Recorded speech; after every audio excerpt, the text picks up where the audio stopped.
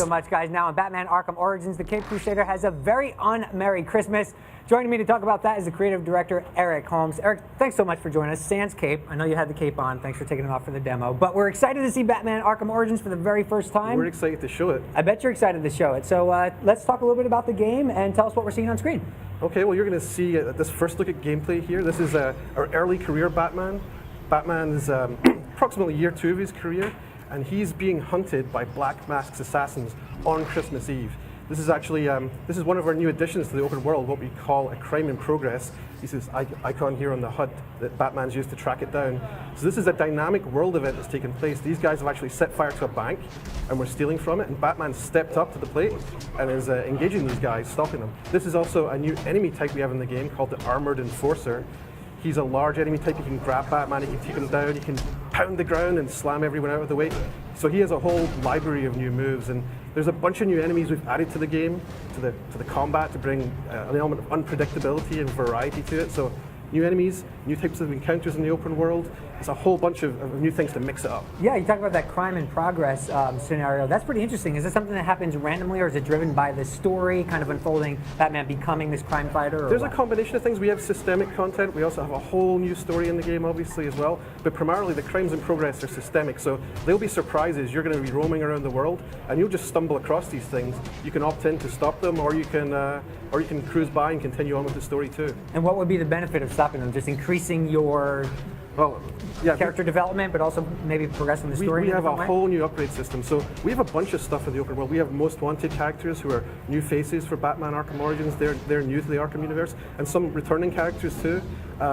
With combinations of things like the most wanted with our crime in progress system, the idea is that the world's filled with opportunities to get experience points, and you're seeing all this new feedback that you're getting for how well you did in the fight. Gotcha. So you've got an idea of how well you've done, what you got out of it in terms of experience points. You'll see your progression bar fill up as you're about to level up.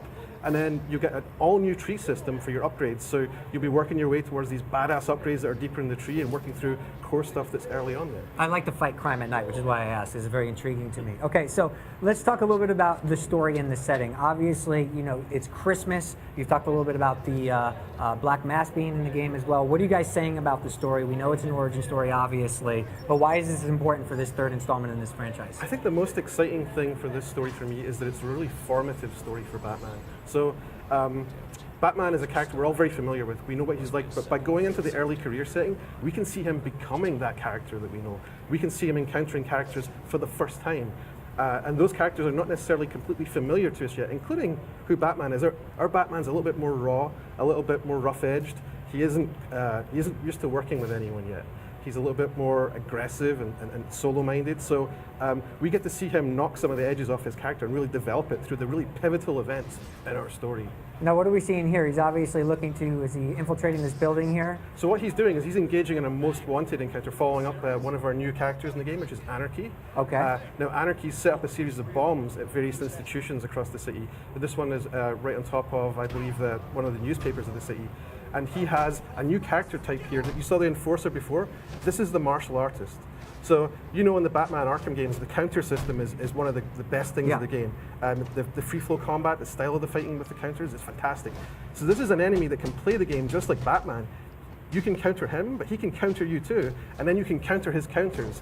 So it gives you this little bit more back and forth of high skill fighting, where it really kind of breaks the flow a little bit and shows off just how skillful Batman is. Yeah, absolutely. Now, you guys obviously took this game over at WB Montreal from Rocksteady. Well, in terms of the combat specifically, you know, that was a defining thing for this series. What you're talking about enhancing it. Did you kind of have a philosophy that this was already great, you just want to make minor tweaks? We have been very surgical about what we've added, and so preserving what works has been absolutely vital for us. So that's why there's these surgical additions on top. Things like the martial artist adds something to the great counter system. We're not changing the counter system, but we are adding something on top. The Enforcer enemy adds a new type of variety because it's a big, bulky, powerful enemy that Batman, it actually builds off the armored thug system, which you've seen in the other games. So where you have to stun them to be able to break through the armor and perform beatdowns. In this, Batman actually has to stun them to be able to rip the armor off and then reduce him to a character that he can then perform beatdowns on. No, so these are fundamental ideas we've already seen in the game, but they're new ways to combine the parts and create a new experience. Right, and I think one of the things that people have enjoyed so much about these games is that, you know, for one of the first times you actually feel feel like Batman traversing through Gotham and Arkham Asylum. Talk about the environments here, because I know there's multiple areas to explore, Sure. and this game's significantly bigger than the last one. So, too, right? yep, absolutely. What you're seeing here is the South Island. This is New Gotham, the South Island, and it's much more vertical, much taller. So Batman's grappling glide gameplay is something we'll be able to expand in that area. It's the same controls and the same mechanics, but by having all these crosswalks and these catwalks, these connections between the buildings, we have an entirely new feeling to that area in terms of the scale, in terms of just the way you can kind of have that pace, so how you grapple, glide, dive. You'll get to higher speeds when you're diving.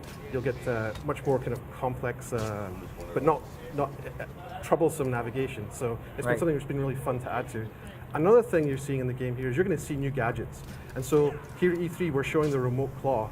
Now what this is a gadget that Batman launches a projectile, it hits one target, and then it shoots out another claw which hits a second target and pulls the two of them together. Wow. So you're going to see a bunch of uses for it right here in this Predator room. So Batman can take these guys out by smacking them together and stunning them. He can launch objects at them. He can hang them up from gargoyles. You also saw him build a connecting wire between two of these gargoyles so he can navigate around that way. There's a whole library of ways to use this gadget across the game, and we think it's a really cool addition. Yes, it looks fantastic. Are there a ton of new gadgets, or are you kind of keeping that? There's a bunch of them, but we're not showing them all at E3, but we're primarily focusing on the remote claw here at E3. Okay, one thing you have shown is the inclusion of Bane. We did see Joker in the trailer as well. What other, this is about Batman encountering a lot of these guys for the first time, so who else can we expect to see? Who are you talking about? We're kind of being tight-lipped about our characters right now. There's a bunch of surprises we want in the game. Story is super important for us. As an Arkham game, we believe story is, those games have great stories, and we don't want to ruin ours by giving too much away. Sure. We do have other familiar faces, such as the Penguin coming back. We've also showcased Deathstroke, who's one of our new assassins who's coming after Batman, one of Black Mask's assassins. But we're being a little bit cagey. We're not revealing too many characters at this point. Okay, and the game is coming out for which platforms? It'll be on PS3, Xbox 360, PC, and Wii U, and it's out on October 25th. It's out on October 25th. And also, quickly, there's also a mobile version, or is it There's a handheld game called Arkham Origins Blackgate, which is being developed by our friends at Armature Studios. Okay. And it looks fantastic. Does it tie in story-wise? It connects, after the end of our story, it connects in really well. Okay, great. And they're coming out at the same time? I believe so, yeah. Lots of Batman for you guys this holiday. Eric, thank you so much for your time. We appreciate it as always. This is absolutely one of the most anticipated games of E3, and it's looking great. We appreciate the very first look here at E3 All Access.